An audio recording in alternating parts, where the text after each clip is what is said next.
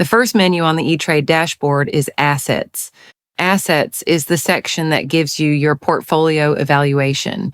At a glance, you can see the performance of your portfolio. You'll see your total assets, net asset value, and your annual percentage growth, as well as your available cash balance.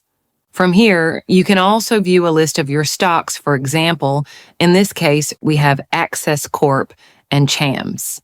You'll see the number of units, unit cost, stock cost, and the market price. Right from this menu, you get a snapshot of how your individual stocks and overall portfolio are performing. The next section is Trade. New Trade, this is where you execute your trades. Here you have the options to buy and sell. You'll also see your available cash balance. For example, let's say we're buying QDIX. We input the quantity, say 5, and then click Submit. This means the order will be placed at the market price. There's also a section where you can adjust the order's time validity. By default, it's set for today. However, you can choose good till date, which means that the order can stay open until the future date if it doesn't execute today. Just change the date and the order will remain valid until then. You also have the immediate or cancel option. This means that the order should execute immediately at the current market price, or else it gets canceled. Similarly, there's fill or kill, which requires the entire quantity to be filled at once, or the order gets canceled. A market order simply means the order should go through at the current market price. A limit order, on the other hand, means you specify your preferred price. Seeing that today's lower price limit is 3.29 and the upper limit is 4.01. If I want my price at 3.35, I'll input that and then click Submit. Once submitted, the same process applies for selling. The key difference is you can't sell what you don't own. If you try to sell, say, Zenith Bank shares without holding any, it won't go through. Once you input a stock for sale, it shows your available position and you can only sell up to that amount. So here, when selling, your stock position is shown. There's also Trade Market Activity Monitor, where you can check the status of all your trades. Completed orders show as completed, meaning they were successfully executed. If an order shows expired, that means it didn't go through, likely because your preferred price wasn't met. You can also modify any expired or pending order from here. Next is the Market Radar, and this gives you a global overview of the market. The first section shows general market movements.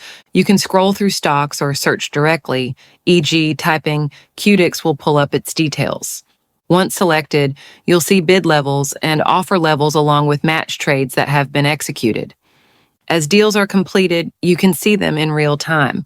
You'll also see the top bidders, say 50 units at 2 Naira 29 Kobo, and top offers maybe 426,000 units at 2 Naira 30 Kobo. This helps you understand current demand and supply. If you select another stock like Custodian, the interface updates to show the total supply and demand for that stock as well. Then there's Contract Note. This allows you to generate a contract note for any trade you've executed. It can even be backdated. Also note that as you trade, transaction notifications are sent to your email.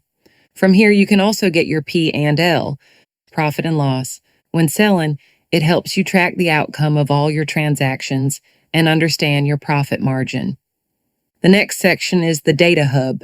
This provides a broad overview. First, you'll see Sectorial Indices Monitor.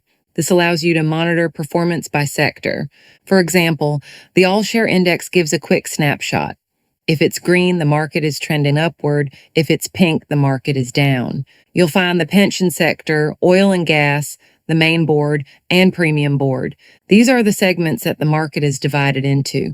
The banking sector also appears here with its performance. Next is the Time and Sales Monitor. This shows all executed trades for a stock from the market's open. For example, if you're tracking Access Bank, you can scroll through all its trades starting from market open at 10 a.m.